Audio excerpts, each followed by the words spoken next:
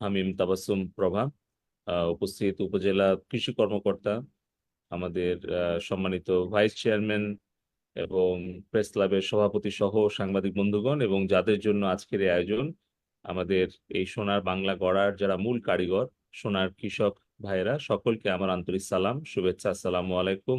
অন্যান্য ধর্মাবলম্বী যারা আছেন তাদের প্রতি আদাব। সবাইকে বাংলা নববর্ষের শুভেচ্ছা, শুভ নববর্ষ। আমি আজকে খুবই আনন্দিত যে আজকে আমাদের প্রায় 2000-এর বেশি আমার চলন বিলের সিংড়া উপজেলার কৃষক ভাইদের জন্য মাননীয় প্রধানমন্ত্রী জননেত্রী শেখ হাসিনার যে উপহার আজকে আমরা পৌঁছে দিতে পারছি। তাদের সোনার ফসল ফলানোর জন্য যে বীজ দরকার, সেটি আসলে উন্নত মানের বীজ আমাদের কৃষি মন্ত্রণালয়ের পক্ষ থেকে মাননীয় প্রধানমন্ত্রী জননেত্রী শেখ হাসিনা আমাদের সিংড়ার কৃষকদেরকে উপহার দিয়েছেন। তার জন্য আমি প্রথমেই আমাদের প্রাণপ্রিয় নেত্রী বঙ্গবন্ধুর কন্যা মাননীয় প্রধানমন্ত্রী